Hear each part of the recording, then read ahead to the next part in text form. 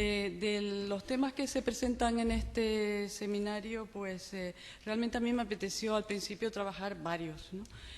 Y como que vas metiéndote en las investigaciones y vas descubriendo temas y cuestiones a investigar, y entonces tuve tentaciones por varios de ellos, pero finalmente, bueno, me decidí por diversas azares, digamos, y uno de ellos fue que precisamente Fernando Hernández Holgado me puso en contacto con Carlota Leret O'Neill, y el hecho de que podamos contar con Carlota Leret, la hija de Carlota O'Neill, hace perfectamente viable y factible la posibilidad de una investigación de este tipo sobre el personaje de Carlota O'Neill. Porque Carlota Leret está absolutamente interesada y dedicada a recuperar precisamente la memoria de sus padres, Virgilio Leret y Carlota O'Neill, que cada uno tiene una entidad propia. Entonces yo estoy investigando sobre Carlota O'Neill, y cuando comencé a investigar sobre Carlota O'Neill, no empecé por ella, empecé investigando o leyendo, estudiando la literatura que precisamente había sido publicada por las mujeres presas represaliadas de Franco. Normalmente a partir de los años 60 comenzaron a aparecer libros sobre las experiencias carcelarias de las presas de Franco. Quizás si la mayor parte de las presas políticas, directamente políticas, fueron comunistas posiblemente, pues fueron ellas sobre todo las que comenzaron a escribir sobre su experiencia. Nos estamos refiriendo a personajes tan conocidos como Juana Doña, como Soledad Real, como Tomasa Cuevas, como Mercé Núñez. Y en un momento dado me encontré también con uno de esos libros, que era el libro de una tal Carlota O'Neill, que tenía el título de su libro, publicado en aquel momento ya en España, era el de Una mujer en la guerra de España. Así que, bueno, es un libro que ha tenido sucesivas ediciones. Aquí he puesto la portada de la primera edición que se hizo en España en los años 70, edición de Turner, cuando realmente el libro había sido publicado por primera vez en los años 60, en el año 64 concretamente, en México, porque Carlota O'Neill se exilió cuando pudo de España, primero a Venezuela y después a México. Bien, mucho mejor. Entonces, comencé a estudiar esta literatura, y lo que me encontré ya bastante pronto al leerla es que en el contexto carcelario, para las presas políticas se desarrollaba o tenía lugar un radical dilema. Por un lado, era una situación tremenda de miseria, de hacinamiento, de pobreza, digo en la cárcel, de represión, de muerte. Estamos hablando desde el principio de la Guerra Civil hasta de los años 40 y 50 después, ¿no?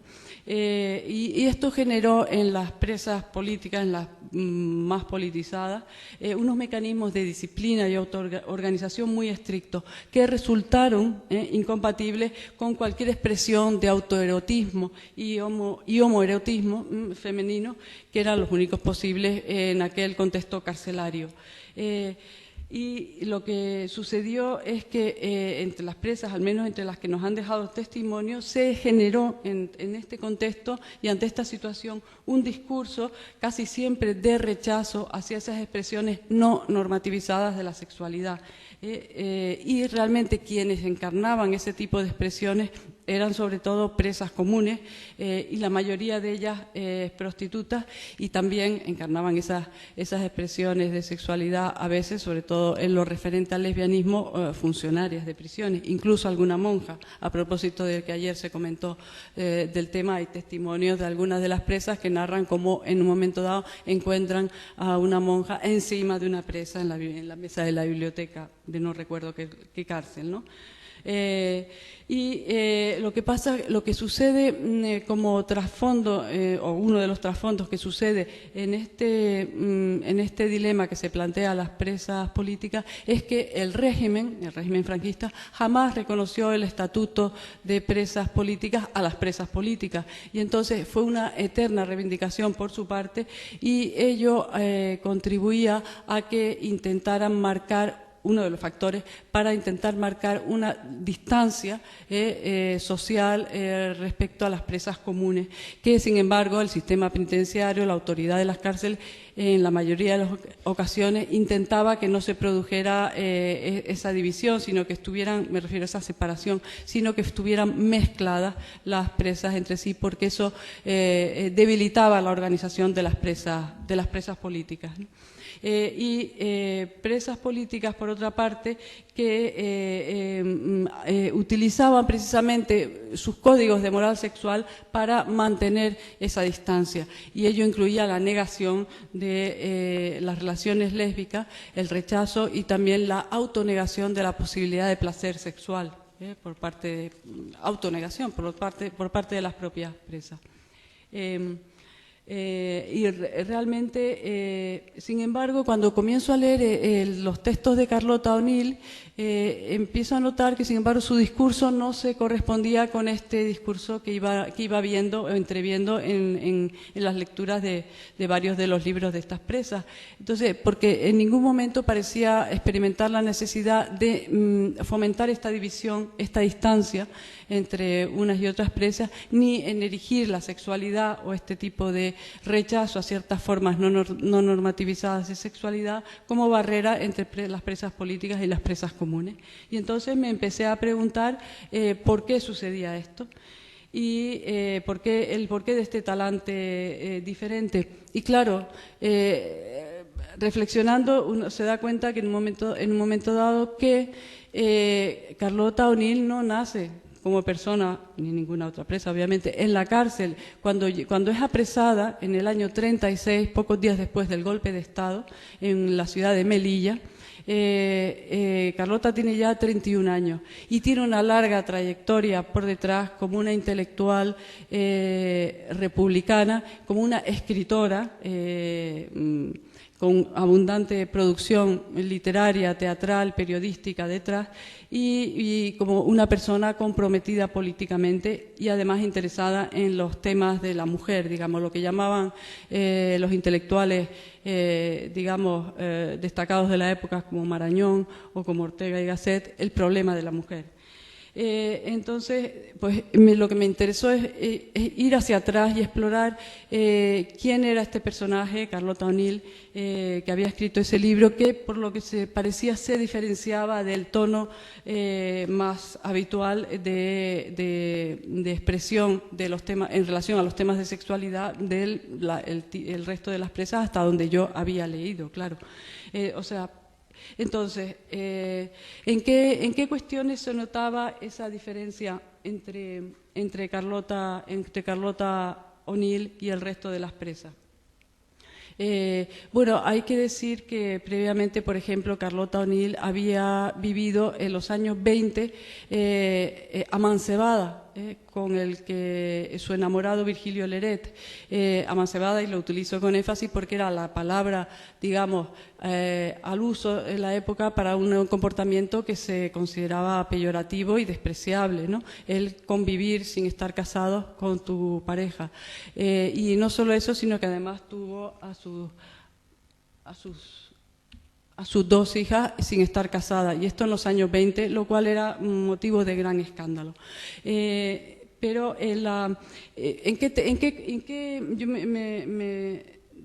leyendo sus textos podemos ver en qué facetas o en qué aspectos Carlota O'Neill se expresaba de una manera diferente en los terrenos de la sexualidad. Pues por una parte, cuando habla del deseo sexual, la posibilidad del deseo sexual para las mujeres, por un lado. Por otra parte, con la forma en que expresa una sensibilidad hacia las relaciones lésbicas que se contemplan, que se conocen allí en el encierro, en la cárcel.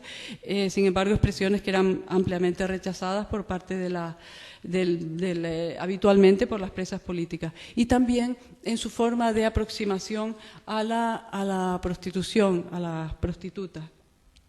Entonces, si comenzamos por la primera de las cuestiones, hay un momento dado en que Carlota O'Neill expresa en sus escritos cómo la mayoría de las presas, ahora digo sus compañeras presas, no entienden bien el dolor que ella expresa, el tremendo dolor que expresa cuando conoce, meses después de que eso haya sucedido, conoce de la muerte fusilado por las tropas franquistas de su marido Virgilio Leret. Virgilio Leret era uno de los jefes de la plaza de Melilla, y cuando sucede el golpe de Estado allí, el día 17 de julio, sabemos que Franco va de Canarias a Melilla, o al norte de África, y él evidentemente se levanta, defiende a la República con 4 militares más y con las pocas armas que tenían, y como se ha sabido muchos años después, posiblemente fuera fusilado al día siguiente. Sin embargo, Carlota O'Neill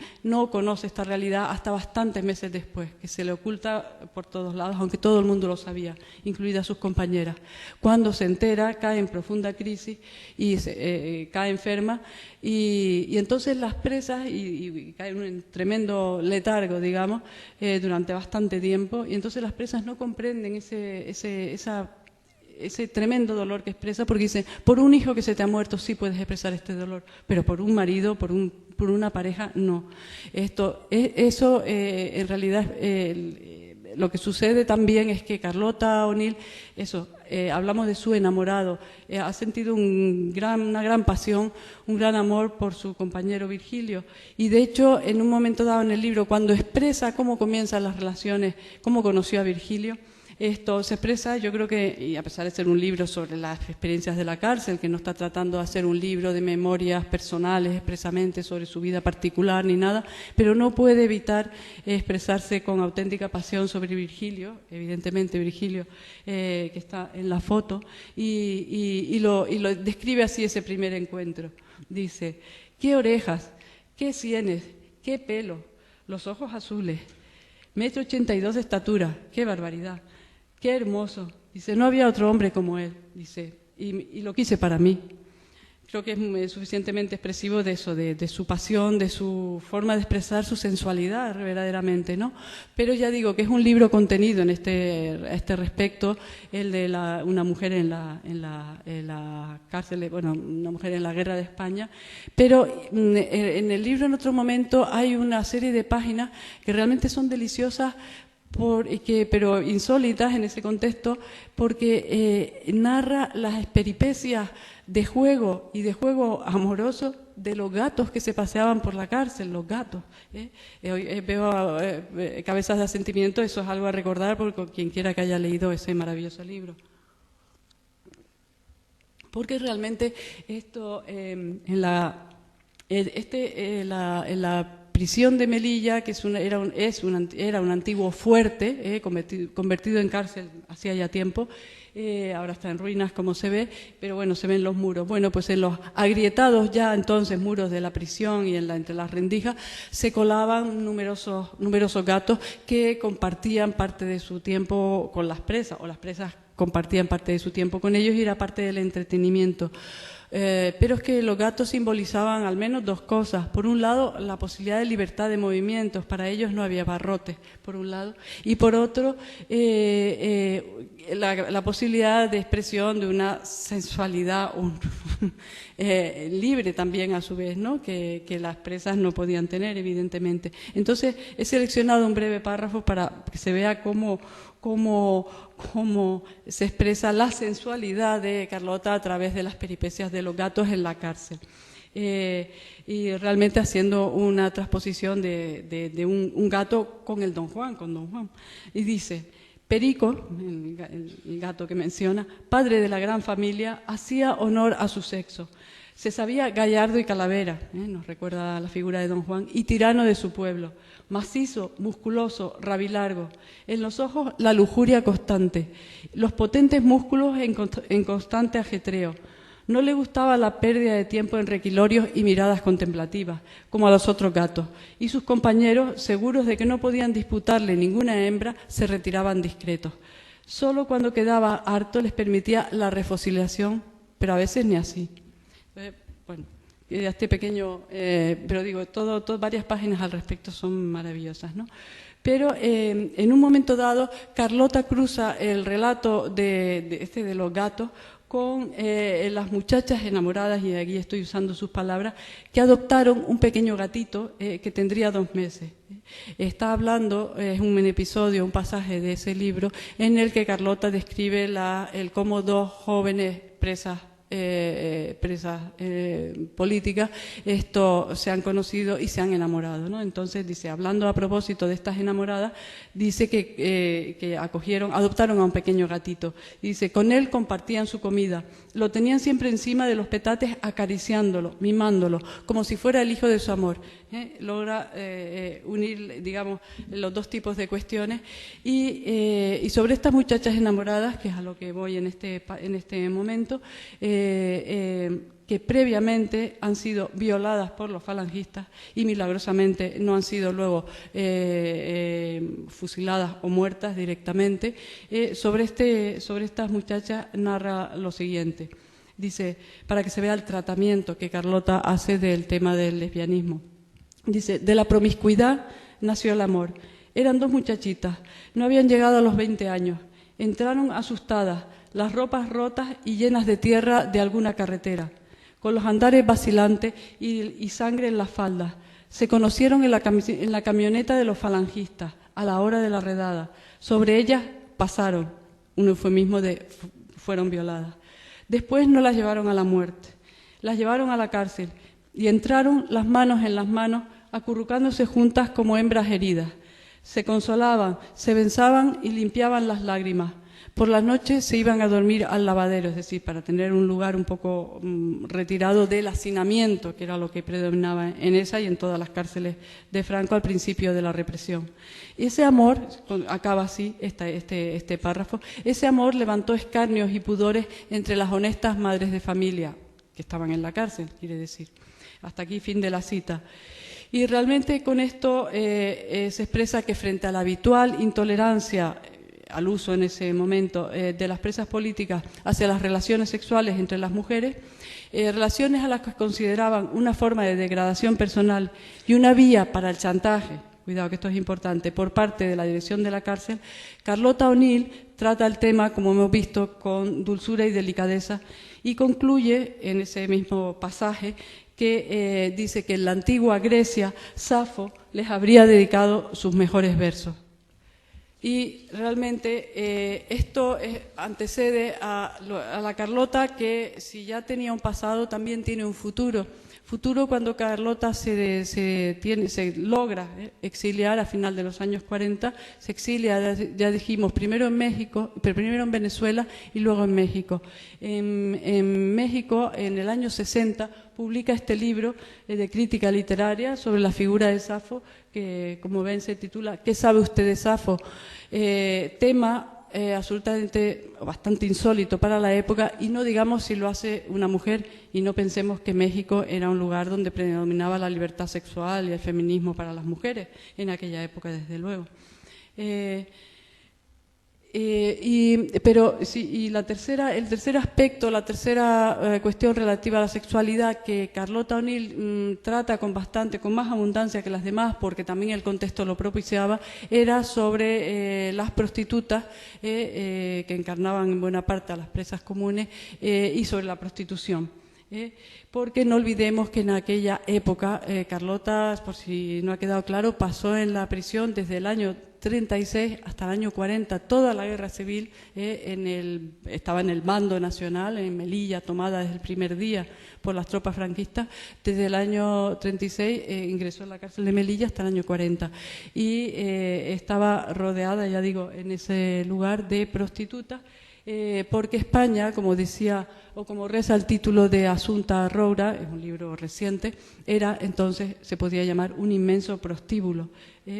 No olvidemos la situación, el contexto de la guerra en aquel momento y la posguerra, en que la miseria reina en España, las viudas reinan en España, las rojas han quedado, las familias de los rojos han quedado desmanteladas, los varones exiliados, muertos, presos o huidos, y muchas mujeres con hijos además, etcétera. No, las familias no tienen sustento, entonces hay un inmenso ejército de mujeres que se dedica a la prostitución, intenta dedicarse a la prostitución.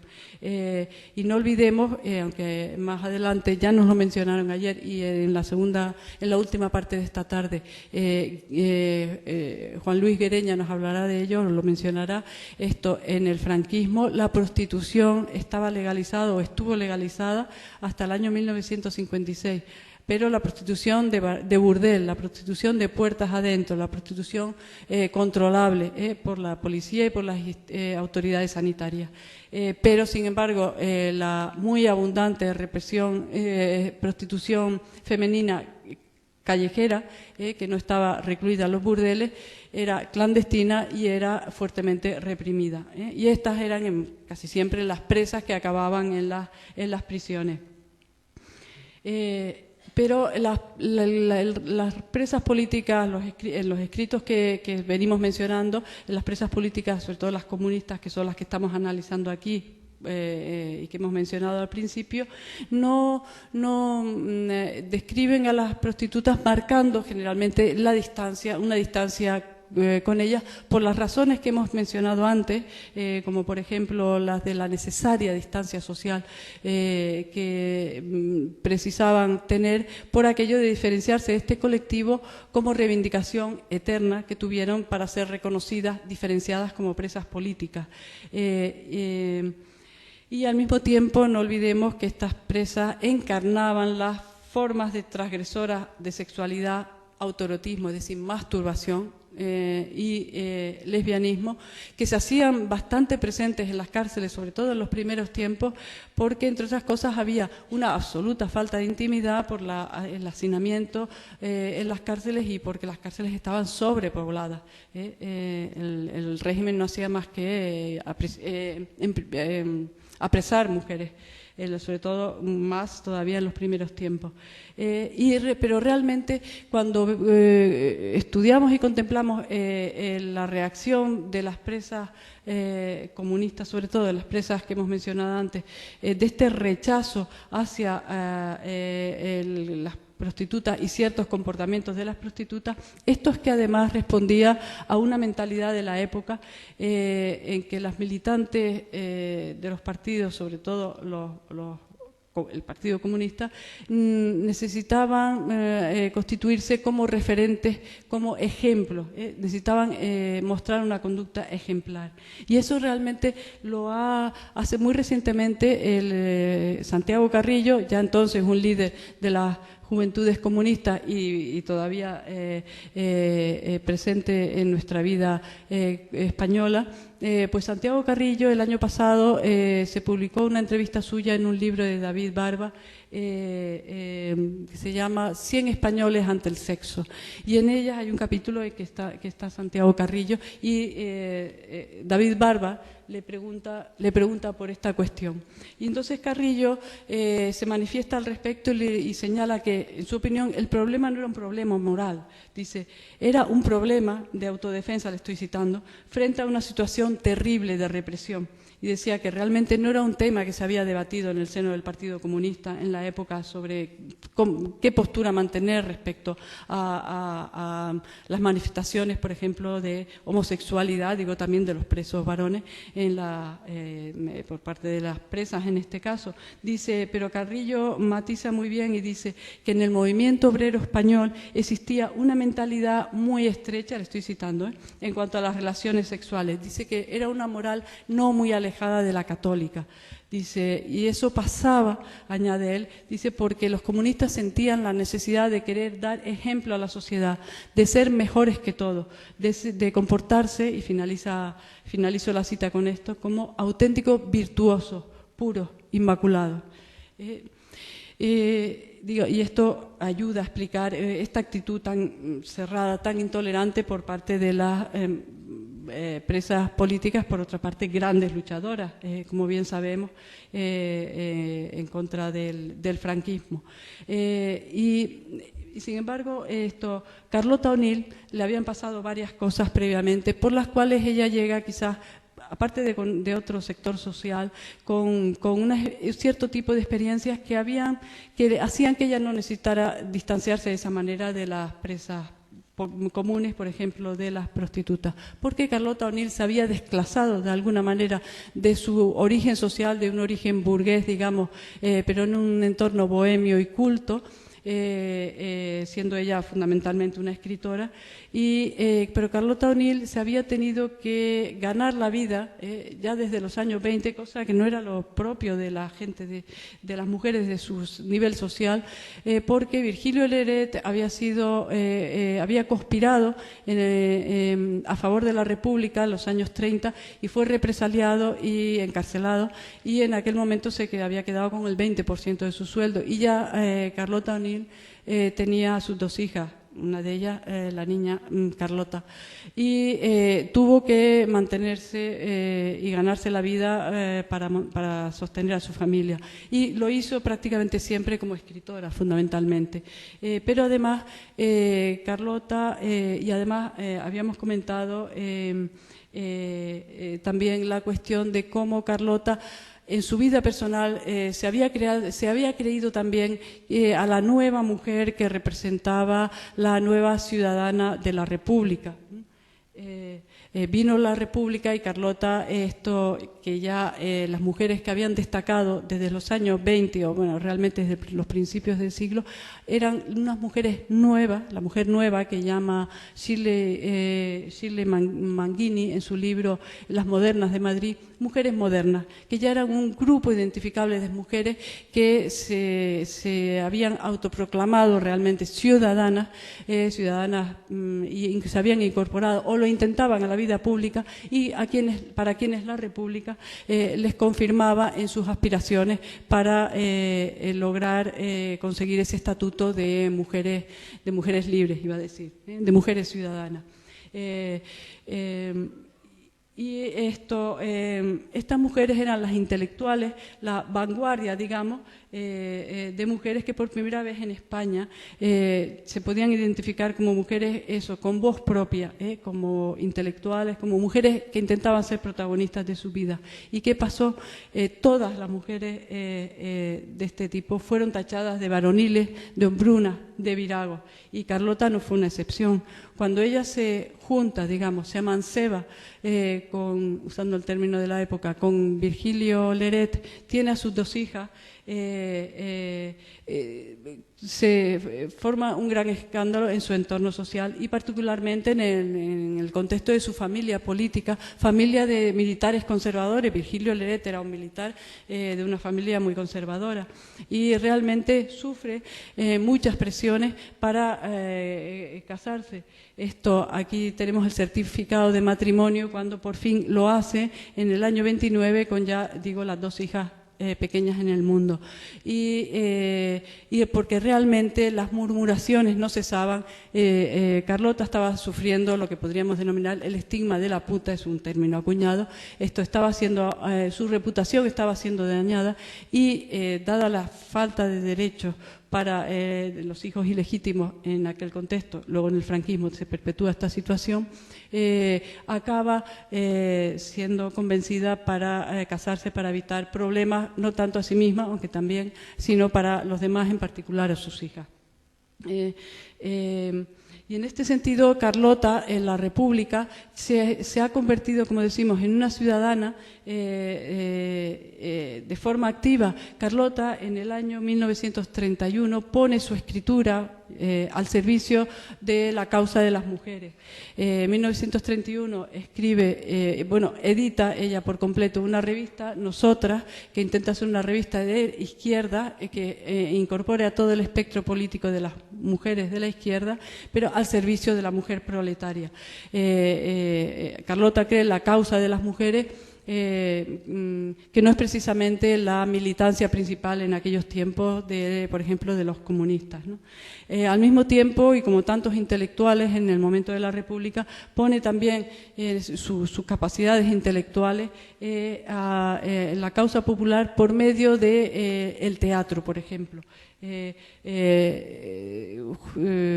César Falcón y Irene Falcón, la que se conociera después como secretaria de la pasionaria de Dolores Ibarruri, fundan la Central de Teatro Proletario en el año 1900, ahora me baila, no sé si fue el 31, 32 o 33, creando el grupo teatral Nosotros, que representan obras de teatro para acercar el teatro al pueblo de una forma didáctica. Es el mismo tipo de iniciativas que intenta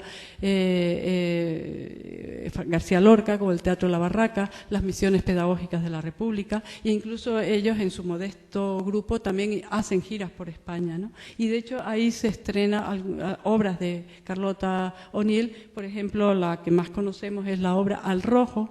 En el año 1933 se estrenó aquí en Madrid, y en esa obra Carlota trata sobre un taller textil donde las costureras jóvenes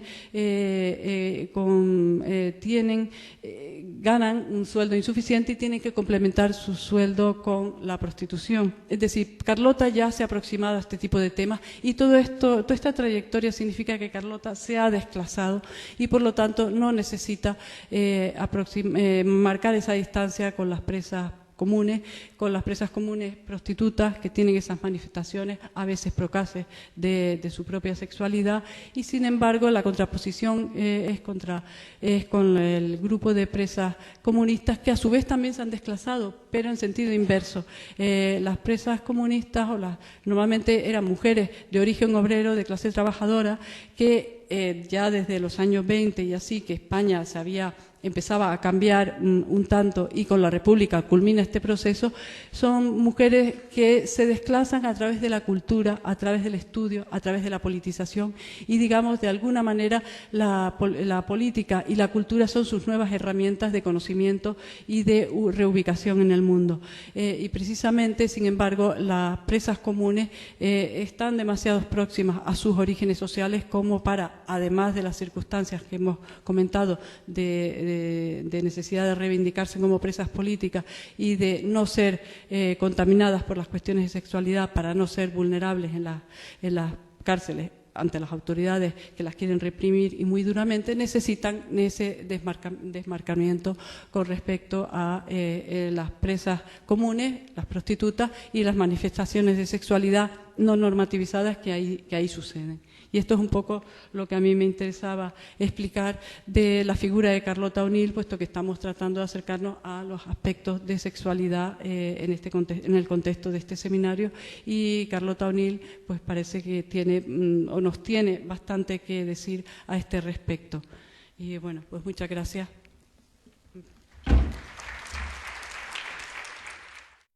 Bueno, primero, hola, buenas tardes, ¿cómo están? Yo me llamo Carlota Leret O'Neill, soy la hija de la escritora Carlota O'Neill, de la cual en este momento Raquel les acaba de hablar, y del comandante de aviación militar Virgilio Leret Ruiz. A mí me han pedido un testimonio, bueno, estoy encantada de dar un testimonio, pero mi testimonio no puede tener el mismo tono que tienen estas conferencias. Pero bueno, así amenizamos un poco el rato.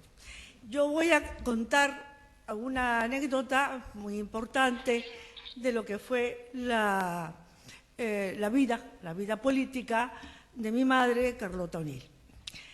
Nosotros, el día 17 de julio de 1936, estábamos en Melilla. Habíamos ido mi padre era el comandante de la base de Hidros del Atarayón y además era el jefe aéreo militar de la zona oriental de Marruecos. Estaba temporalmente allí porque iba a pasar como profesor en la escuela en el Ministerio de la Defensa, en la parte de la aviación, porque estaba en las pruebas de un motor a reacción, los planos de un motor a reacción.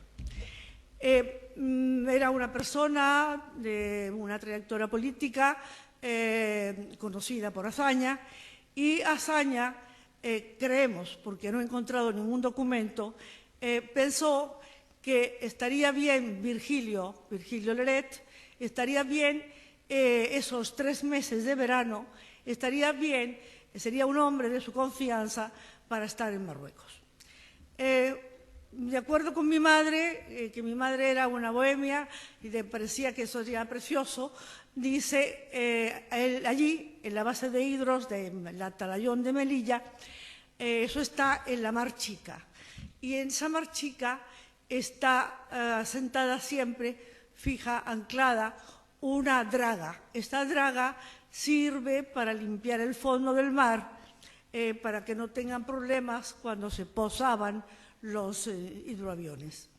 Entonces, ellos dos deciden lo siguiente. Ustedes se van a venir, le dice Carlota, te vienes con las 2 niñas y yo las voy a hospedar aquí en la draga, muy cerca de mí. Yo también vengo a pasar aquí mucho tiempo con ustedes en la draga y, bueno, van a estar en un ambiente precioso, un ambiente de mar, un ambiente de naturaleza.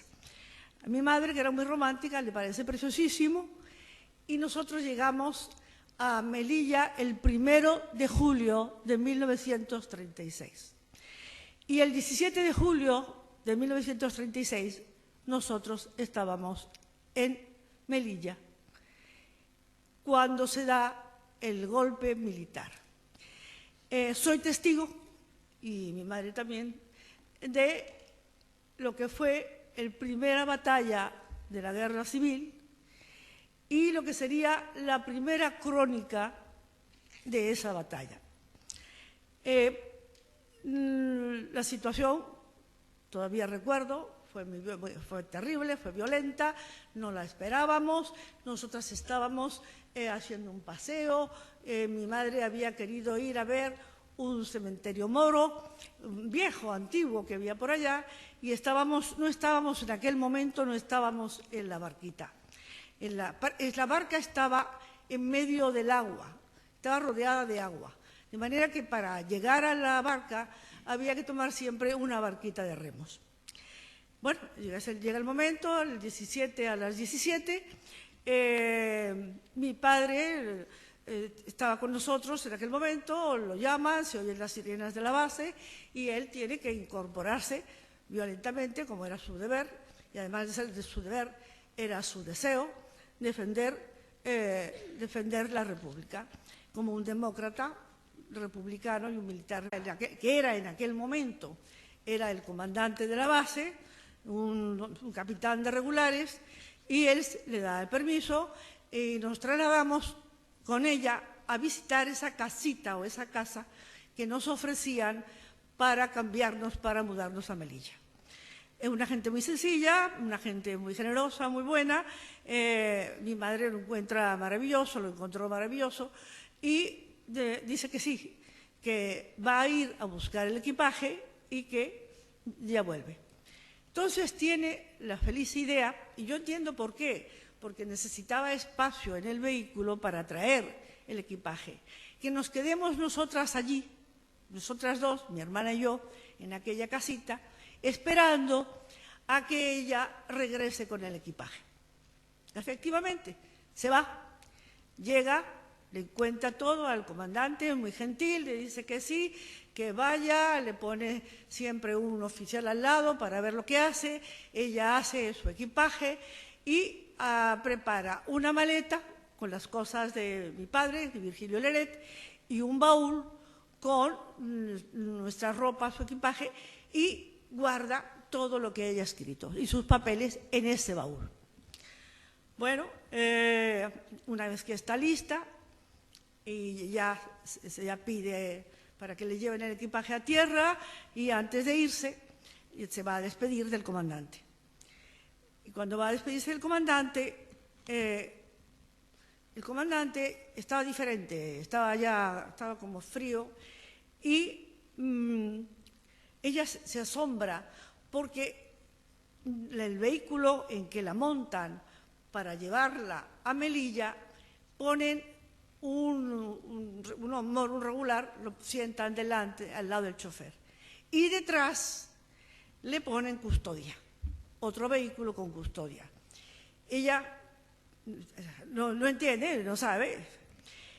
Y cuando va tomando el camino, ella conocía el camino de Melilla, conocía algo Melilla, se da cuenta de que ella no va, que no la llevan hacia la casita donde ella había estado y donde estábamos nosotras esperándola.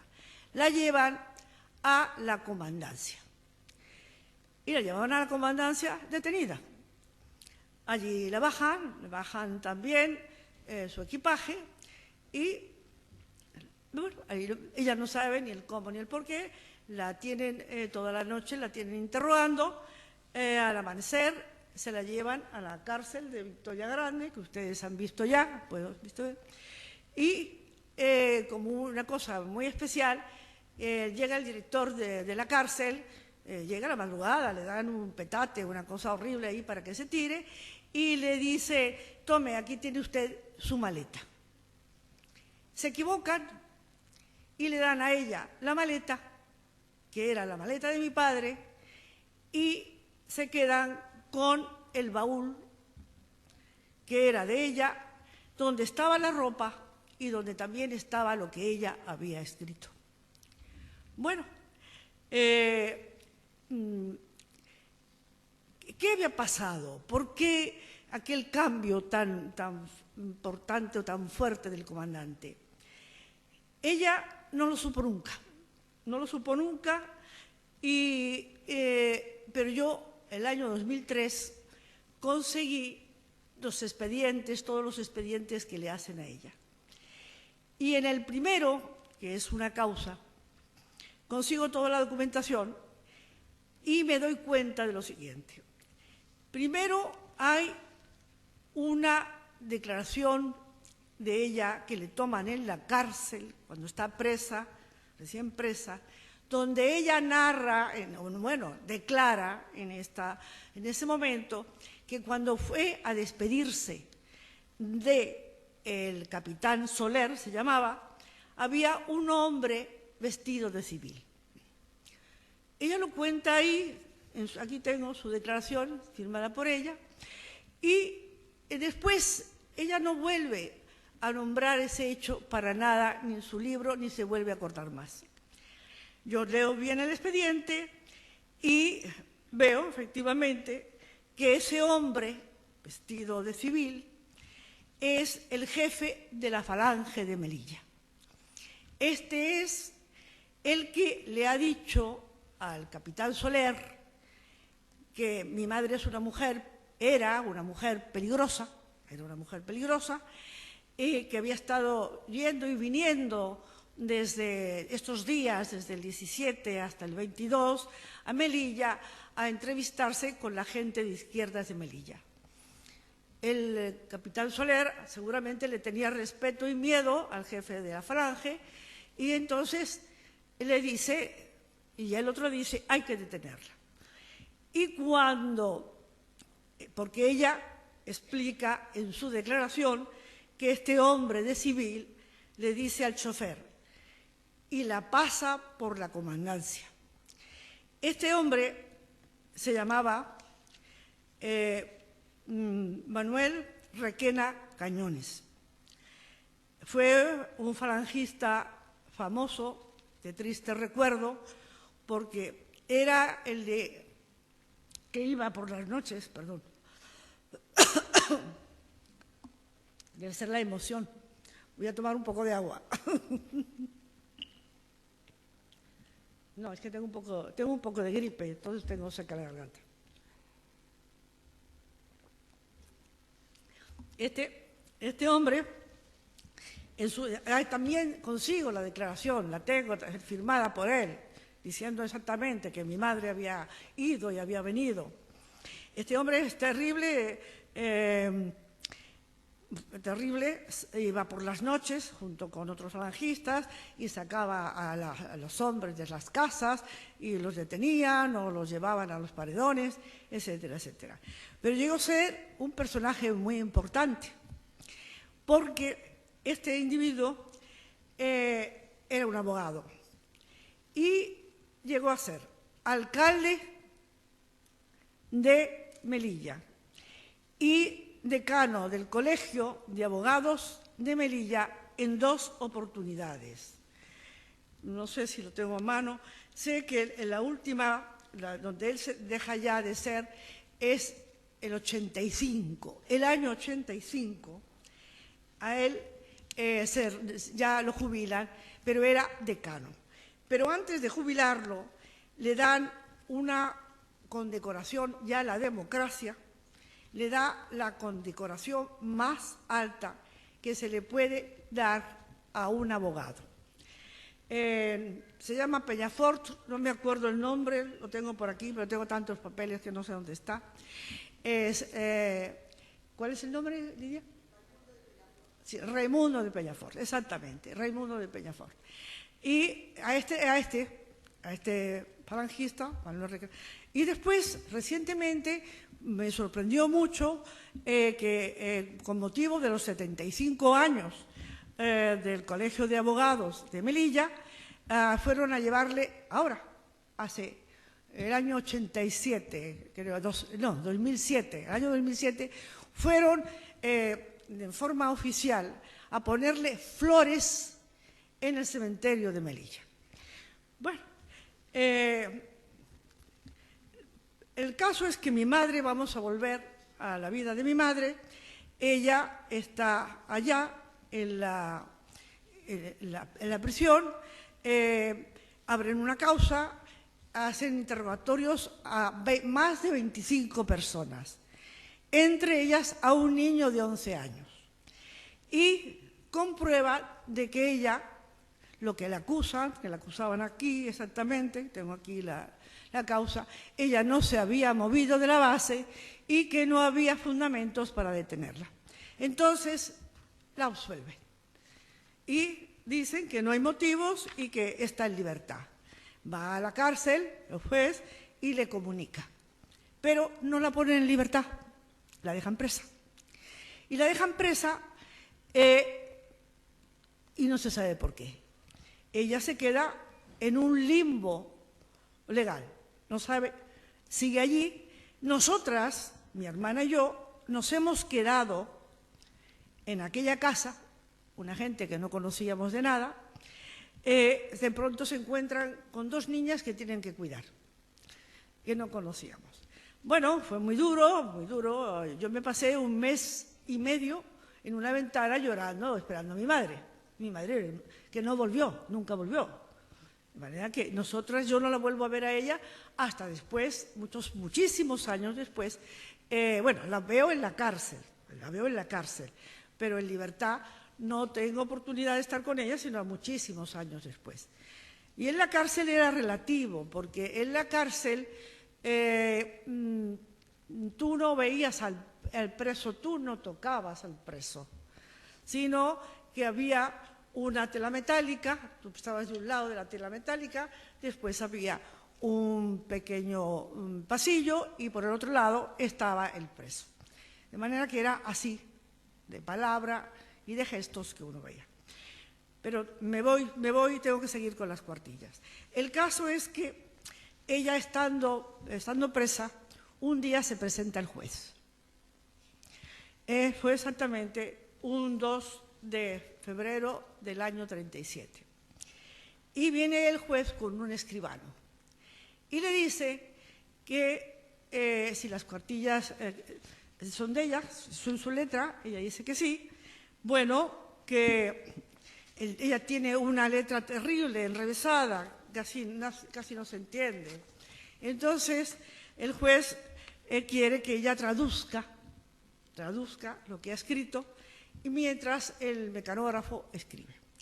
Ella, yo no le voy a leer todo esto porque es larguísimo, solo 2 o 3 cosas que son importantes para lo que le pasa. Y aquí está traducido por el juez. Dice, Cuartillas, que escribió el domingo 19 aproximadamente, y cuyo texto es el siguiente: ¿Cómo tomaron las fuerzas de regulares la base de Atalayón?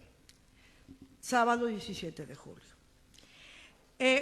Ella aquí describe lo que pasa, las sirenas, cómo llaman a mi padre, lo que vemos desde la claraboya, pero ella sigue escribiendo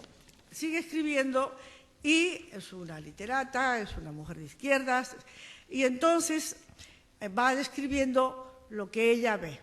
Y dice, nosotras nos refugiamos en la cámara del barco. Desde las escotillas, los ojos llenos de terror, oteamos la base. Mientras a escasos metros vemos avanzar el ejército de gatos salvajes, las trágicas chichillas y los uniformes de regulares que ensangrentaron Asturias. Hay un silencio espantoso, calma trágica. Mientras estos hombres de hirsutas barbas y ojos de fuego se deslizan, no parece que andan, cercando, acorralando las tapias de la base. Esto es mucho más largo, pero esta podríamos decir que es la base, la parte más importante, o lo que fue más importante. Ella dice que sí y firma. Y aquí está su firma. Y lo firma. Bueno, pasa el tiempo y ella sigue en la cárcel. Ella sigue en la cárcel, no le dan la libertad, su situación es terrible.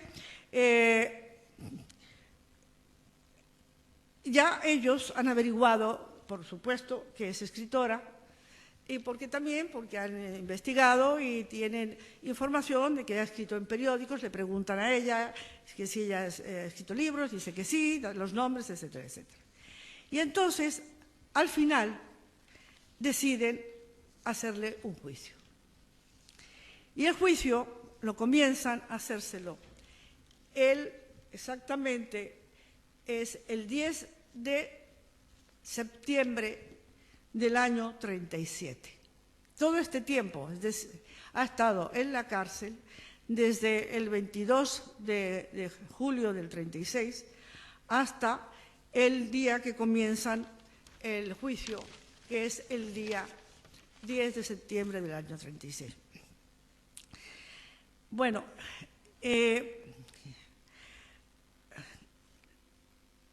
la acusación, hay una cosa hacen una cosa. A través del juez le dicen que tiene que reclamar el baúl.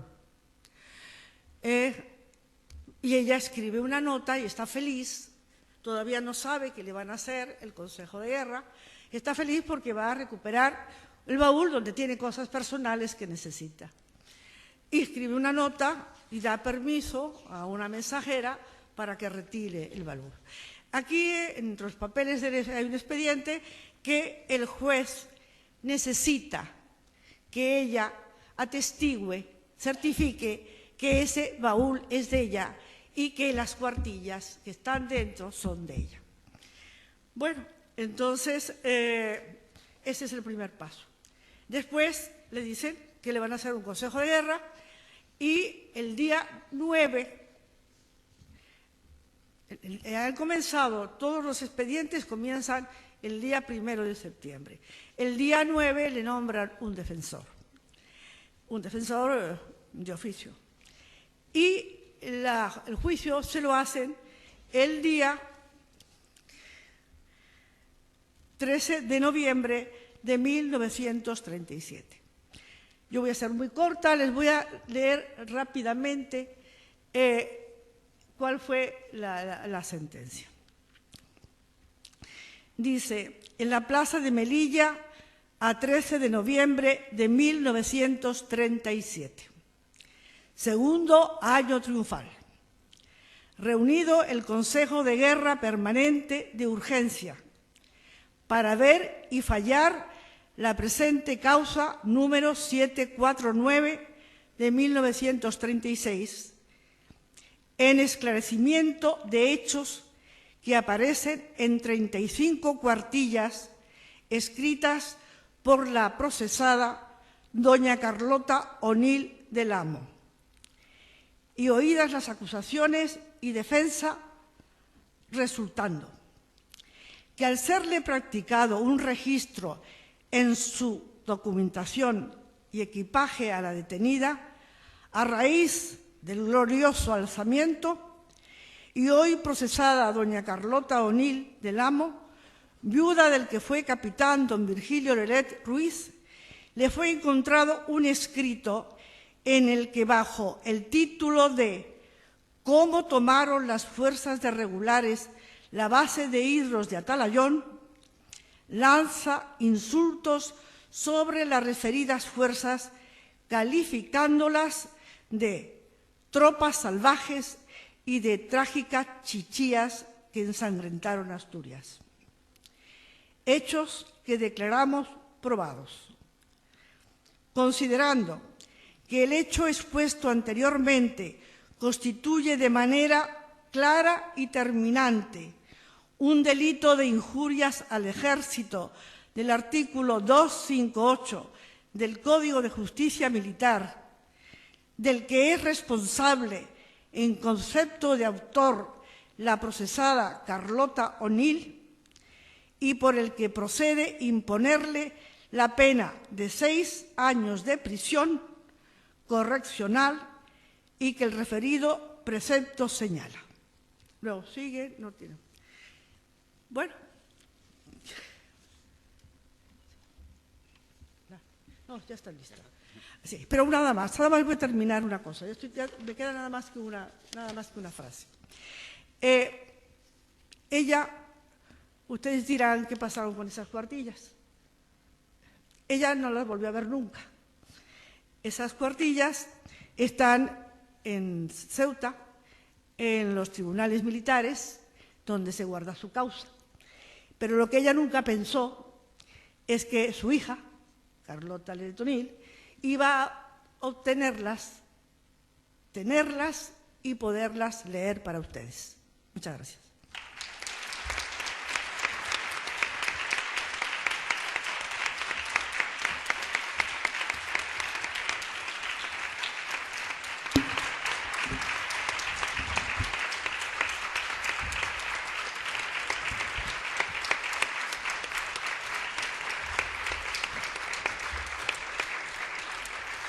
Bueno, muchas gracias a las ponentes. Está claro que la vida de Carlota O'Neill da para otra conferencia, para unas jornadas enteras. Un comentario sí que quería hacer es que sobre este libro se publicó en el exilio, tuvo que ser publicado en el exilio, y antes el manuscrito que escribió Carlota tuvo que destruirlo una vez, si no me equivoco también una segunda. Es decir, una mujer que era periodista, que tenía toda esa experiencia, al final tuvo que destruir esos manuscritos y solamente había publicado su libro en el exilio. Yo creo que es una buena metáfora de lo que fue el franquismo. Y pues abrimos un turno de palabra, a ver si queréis intervenir.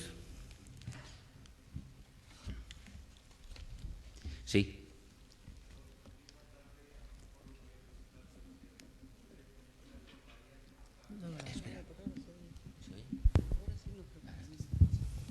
Decía que como he llegado tarde, posiblemente lo que pregunte sea improcedente, en cuyo caso rogaría que me cortaran, pero ya, ipso facto. Me gustaría, antes Carlota nos comentaba el sarcasmo que supuso ese homenaje a ese decano del Colegio de Abogados de Melilla, en una fecha tan cercana. Me gustaría hablar de una esquela. ¿Se habló de la esquela? ¿Se ha hablado aquí de una esquela? ¿De la esquela de mi padre? De la esquela, efectivamente. ¿Se ha hablado de ella? No. Entonces porque, me gustaría... perdone, siga. Me gustaría plantearle esa cuestión. Yo tuve la oportunidad de conocerla hace 2 años y para todos los que, bueno, por la edad, por las aficiones, por la actividad, pues formamos parte de ese proceso de recuperación de la memoria. Una esquela que se publica en El País, si no recuerdo mal, el 17 de julio del año 2006, no sé si me equivoco, y que después se ha publicado reiteradamente, fue un verdadero aldabonazo. Es decir, el texto, más que el tamaño, porque era una esquela, es una esquela singular, una esquela en El País de media página. Es decir, lo voy a decir con todo cariño, Carlota, es un capricho realmente singular. Bueno, pues a mí me gustaría que en una fecha tan cercana como ese 2006, que nos contara, si le parece oportuno, las vicisitudes por las que tuvo que pasar en ese supuesto diario liberal independiente que propicia la recuperación de la memoria histórica, las dificultades por las que tuvo que pasar, la publicación, por supuesto, previo paso por taquilla, previo paso por la contabilidad del País, la publicación de esa esquela. Y, le rogaría, si le parece oportuno, que nos leyera el texto lapidario, precioso, que tenía esa esquela. Me va a disculpar. No lo puedo leer porque hoy me he salido un poco del tema del seminario, pero yo no me quería dedicar ni a la figura de Carlota ni a la figura de Virgilio Leret. Yo quería hoy hablar únicamente, me dijeron testimonio, y busqué esto, sería la primera crónica que no se publicó de la primera batalla de la Guerra Civil. No tengo el texto, lamentablemente, aquí, en casa sí, pero aquí no lo tengo. Fue un poco difícil poder publicar la esquela. Yo quería dar un mensaje a la opinión pública española. Me iba a las bibliotecas y me iba a las librerías y buscaba los libros de historia y nadie hablaba de Virgilio Leret, ni que fue el defensor de la primera batalla de la Guerra Civil, de que lo fusilaron, no se sabía cómo ni cuándo, ni nada, ni de Carlota, no se sabía nada. Y yo dije, yo tengo que comunicárselo a la opinión pública española porque se cumplían 70 años. Dije, ¿es ahora o es nunca? ¿Qué voy a hacer? ¿Voy a ir al periódico que me haga una entrevista? Nadie me va a hacer una entrevista. Voy a publicar un aviso contando algo en el periódico, un aviso pagado. El mejor punto para el periódico era una esquela, que además estaba lleno de connotación, que fuera una esquela, era un recuerdo de un hecho, de una muerte, de una defunción. Mi marido me ayudó, redactamos la esquela y la mandé, todo esto lo preparo desde Venezuela, no estoy en Madrid. Mando todo a través de Internet al País y no me contestan, y no me daban. Y yo les decía, es que yo quiero pagarla, dígame cuándo y inmediatamente voy y la pago. Y no había manera. Tenía una persona, una amiga, contacto aquí, una persona muy apreciada, muy cercana, y le dije, Belén, acércate y ves al periódico a ver qué pasa. Y ella me dice que sí, pero me dan mucho, no me confirman. Y me dicen que han tenido que llevarlo al Consejo de Dirección. Yo, afortunadamente, había tenido la oportunidad de conocer por teléfono a Soledad Gallego y tenía su teléfono.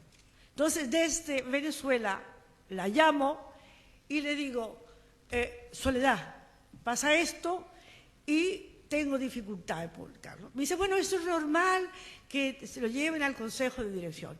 Dame tus datos, dame tu correo electrónico.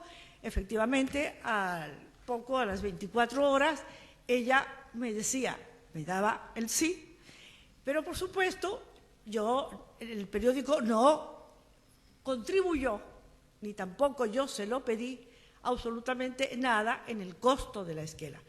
La esquela fue muy costosa, carísima, pero la pagué con muchísimo gusto. Después, al otro año, el 2007, quiero volver a ponerla, cambiando un poquito el texto, pero siempre el mismo tamaño. Y cuando la mando a la esquela, dice el periódico que no, que tienen terminantes, se han puesto de acuerdo todos los periódicos y que no van a publicar ninguna esquela más. Y entonces, aconsejada por mi esposo, que es experto en derechos humanos y bla, abogado, penalista, me dice, pues si no te la publican, vamos a ir al Consejo de Europa de los Derechos Humanos, porque te están coartando tu libertad de expresión. Así se lo manifesté al periódico. Me dijeron que mandáramos la esquela, no había grandes cambios, de nuevo, y rompieron podríamos decir, su acuerdo y la publicaron. Eso hasta ahí. Eso fue lo que desató lo que se ha llamado la guerra de las esquelas.